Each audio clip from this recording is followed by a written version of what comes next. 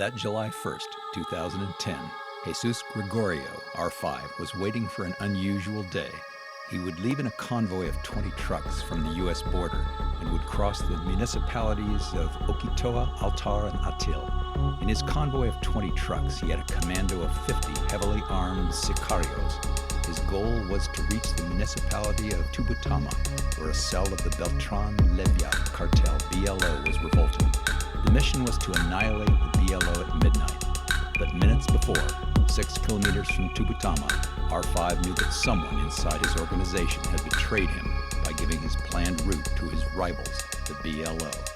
When passing through a tight strip of road just between two boulders of brick-colored earth, dozens of sicarios appeared at the top and opened fire at them. It was the BLO. They threw grenades, rockets, and sprayed them with high-caliber gunfire. R5 called onto his entire troop and answered the aggression with the rage of rabid dogs, but it was a slaughter. The BLO was able to pick them out like sitting ducks.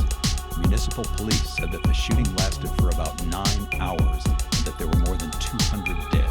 But since the drug traffickers collect the bodies of their companions, the official number of murders was reported to be 28, something that caused the villagers to make fun of the low number. One of the few survivors was R5, this to everyone's surprise. The children of Sonora and Sinaloa began to fantasize about being like that sicario renamed the R5. His fame spread through corridos and stories told time and time again in all parts of northern Mexico. Corridos of R5 started to play at the radio and concerts. The narco band Traviesos de la Sierra wrote a famous narco corrido that talks about how he was accompanied by very small soldiers and how he used fame among the children of northeastern Mexico.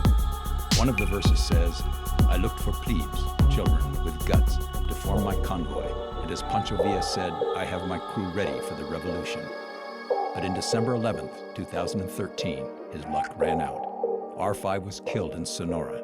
The Sinaloa cartel lieutenant who had overseen the Hermosillo operations was killed. It was hard to believe. He was traveling in a 2012 Passat Volkswagen with Sonora license plates in the community of Hermosillo at around midnight when the shooting occurred.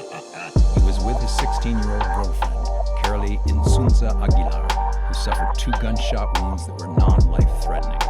They were in the middle of buying fast food when they were confronted by unknown assailants. According to Carolee, Jesus was buying fast food, and at the exact same time he attempted to board his vehicle, he was attacked by numerous armed sicarios in several vehicles.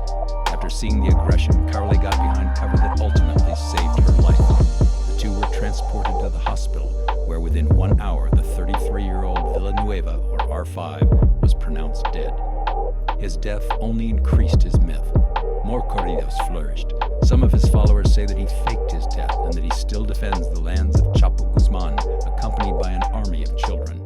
His enemies, now the Jalisco Cartel, CJNG, swear that it is only a memory in the minds of some children who invoke his name. Too many young lives have been lost fighting for a cartel that only brings death or imprisonment. They are children. Many as young as 8 years old are indoctrinated to be brutal killers without a conscience, many under the eye of their own parents. The boy, who for 22 seconds says he is the people of the R5, of course he does not understand that he is actually speaking of a bloodthirsty criminal who has used children like him as human shields. The little boy speaks with naive falsehood of an idol, a legend, a longing that gave birth to a country that